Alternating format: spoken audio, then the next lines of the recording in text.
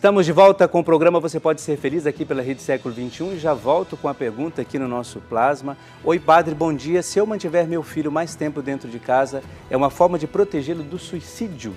Essa é a pergunta que nós terminamos o bloco anterior e a gente volta e passo a pergunta para você, doutora. E aí? Não tem.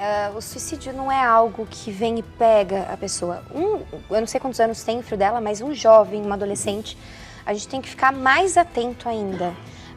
Principalmente por causa de vários agora aplicativos ou brincadeiras. Lembra aquele baleia azul? Sim. A gente tem que entender que um adolescente, ele está numa fase extremamente frágil, psiquicamente dizendo. Não são só mudanças hormonais. O adolescente, ele é vulnerável demais. Então, ele ama e odeia a pessoa em questão de segundos, ele se apaixona, ele sofre e é um sofrimento genuíno. Então, pais, é exatamente a mesma coisa que a gente fala na prevenção. Escutem os filhos sem o pré-julgamento, porque nós pensamos com a cabeça de adulto. Sim. O adolescente não, ele está aprendendo a lidar com frustração, com relacionamentos, com perdas. E a perda diária, né, dele mesmo, ele vai se perdendo, então ele tem que se encontrar. Tirá-lo da sociedade, né, deixá-lo mais dentro de casa, só vai fazer com que ele não lide com frustração.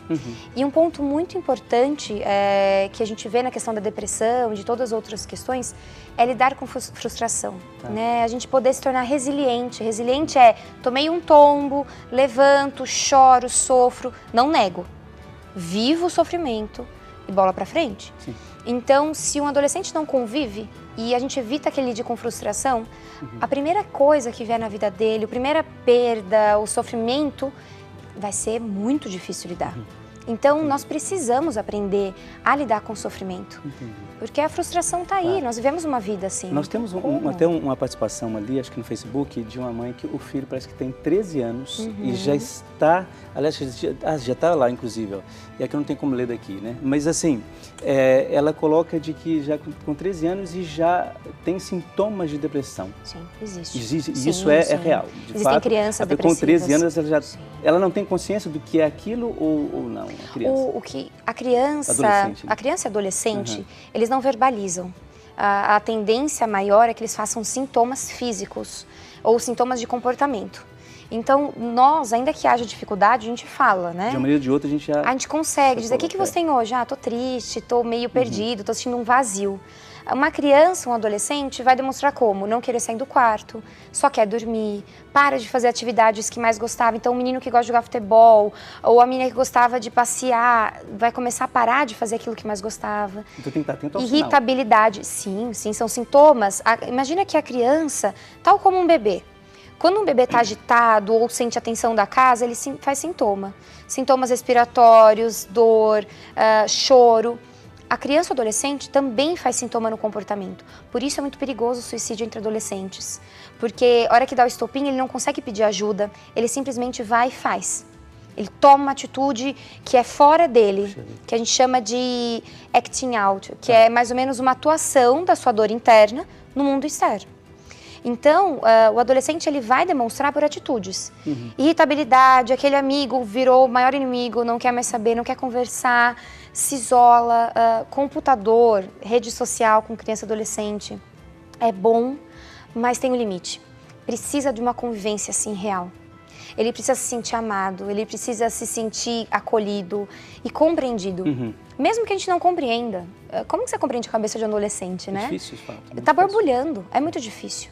Mas a gente não tem que compreender, a gente tem que respeitar, que é diferente, né? Uma coisa assim, a gente não pode, pois até queria, como nosso tempo, infelizmente, é um tempo meio danado, né? O tempo passa rápido quando o assunto está indo tão bem. Depois eu gostaria das suas observações finais de como a pessoa lidar com isso, sobre essa questão. Mas assim, não pode ter um alarme quando se percebe um sintoma, assim, desesperar. Mas a pessoa tem que estar atento. Sim. E tem como a pessoa fazer isso, por exemplo, se eu percebo que o filho está tendo algumas atitudes que não são comuns. Eu não posso alarmar, mas ao mesmo tempo eu preciso estar atento. Tem como fazer isso assim? Não tem certo e errado, né? Exatamente. Eu acho que um dos primeiros passos é entender que nós não temos domínio de tudo. Então, você vai tentar conversar com o adolescente, com o seu filho, viu, tô te sentindo, tá tudo bem, né? É sempre perguntar, não ir com uma resposta já. Ah, você tá diferente, porque quando a gente deixa a pessoa numa posição inferiorizada, de inferioridade, porque ele sente, só porque você é meu pai, você acha que você sabe tudo, cria uma barreira e um abismo entre essa família. E a pessoa não vai se abrir mesmo. Não, então é escutar. Viu, tô percebendo que você não sai mais de casa, que você não tá mais jogando bola, tá tudo bem? Ah, tá tudo bem. Você quer conversar com alguém? Posso ficar aqui com você? Então, é você realmente se colocar num lugar de escuta. E para adolescentes e crianças ficar muito atento a essa mudança de comportamento. Se tiver necessidade, se tá sentindo que tá escorrendo, que não tá conseguindo lá conter, leva num terapeuta, procura uma ajuda profissional. É muito importante. Eu sei que é uma frustração para os pais, às vezes, né? Ver os filhos depressivos. Eu dou de tudo. Tá ajudando, não é? Exato, mas a gente tem que passar por cima disso, né? Não tem como a gente fingir que não tá tudo bem. Então, uma criança que não tem energia, que não quer socializar, que não tem curiosidade pelo mundo, opa, pera lá. Tem alguma coisa errada. Tem alguma coisa que tá faltando. Doutora Gabriela, eu fiquei muito feliz com a sua participação. Também. Tanta coisa que eu queria apresentar aqui, por exemplo, a questão do idoso, ainda mais a questão do infantil em relação ao suicídio, tanta coisa, infelizmente não temos tanto tempo assim. Quer dizer, até que conseguimos falar bastante coisa, e eu gostei muito, porque eu tenho certeza que chegou até quem está em casa de uma maneira muito suave, muito tranquila, de que nós precisamos conversar sobre isso. Então eu gostaria que você apresentasse as suas considerações finais sobre esse tema e o que você gostaria de dizer. E também os seus contatos vão estar aí no vídeo, depois as pessoas podem entrar em contato contigo. Bom, gente, não deixem de falar o que vocês sentem.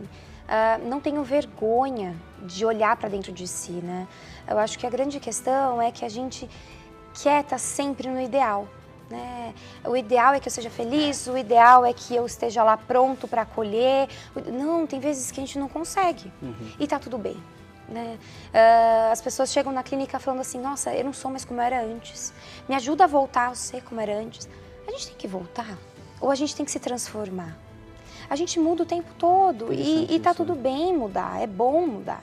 Ah, mas eu era tão feliz, agora eu sou triste. Não, o problema é a gente se acomodar. Então, eu era tão feliz, eu era animada, agora eu tô triste, eu quero voltar a ser como eu era. Não, peraí. O porquê será que você tá triste? Então, acordou angustiado, acordou triste, para se ouvir. Começa a retomar o que está acontecendo lá dentro. Para quem é familiar, ao invés de julgar, por exemplo, a uma pessoa idosa. Falar que não quer mais sair de casa, que não quer mais comer, que vai morrer. Muitos idosos começam assim, né? Eu vou morrer, eu vou morrer. Escuta essa pessoa o que ela está dizendo. Ela está triste, ela está deprimida. Eu não sei como lidar, tudo bem, ninguém nasce sabendo como lidar com a dor do outro, com a morte, com a perda, ninguém sabe. Por isso que existem pessoas, como eu, por exemplo, que estudamos para justamente auxiliar. Exato. Não tem certo e não tem errado. O que tem é o que está ao nosso acesso, né? Está ao nosso alcance. Então a gente faz o que é possível naquele momento. Mas escutar e falar é fundamental. É fundamental. A gente não pode fingir que as coisas não estão acontecendo. Não dá para fingir que está todo mundo bem, que as pessoas estão sempre felizes. Eu adorei o tema Você Pode Ser Feliz, porque eu acho que uma condição para ser feliz é assumir que também existe a tristeza. Que também existe a dor. Você pode agregar tudo, né? Juntar tudo isso, né? Não dá pra gente viver acreditando que o tempo todo eu tenho que ser feliz, eu não posso estar triste, minha mãe não pode deprimir, meu pai tem que estar sempre lá forte. A vida é altos e baixos, né? A gente tá como se fosse no mar. Não adianta a gente querer enfrentar a onda e falar, eu não vou olhar se ela vier, você vai se afogar. Você tem que se prevenir de alguma maneira. Você tem que aprender a andar conforme ela. Então, uma hora você boia, outra hora você afunda, outra hora você fica mais calmo. Então, a vida é assim, ela está sempre oscilando, né? E não adianta a gente fechar os olhos para isso. Eu acho que é importante isso, pelo menos a gente abriu um primeiro leque, né, de conversa e de discussão sobre isso, né?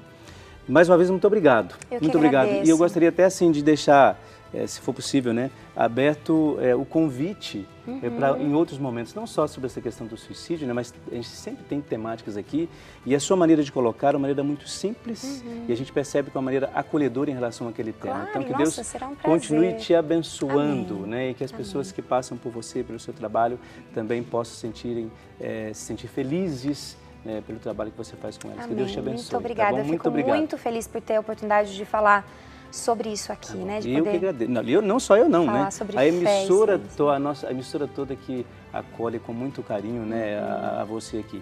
E volte Muito mais obrigada. vezes, tá bom? Com Que Deus certeza, te abençoe, com tá bom? certeza, obrigada. Olha, e nós aqui, claro, vamos para o intervalo. O nosso intervalo, você sabe que é rapidíssimo. Daqui a pouco a gente já volta para encerrar, para colocar as suas orações, os seus pedidos, trazer tudo isso com muito carinho, porque a temática, de fato, foi muito bem trabalhada, muito bem pensada. E sempre, claro, para você, para que você se sinta bem e possa ser acolhido em todos os sentidos. E, claro, no próximo bloco a gente vai rezar junto, colocar todas as suas intenções e também atender os outros pedidos que nós temos aqui, tá bom? Intervalo rapidíssimo, daqui a pouco a gente já volta. É um instantezinho só, até daqui a pouco.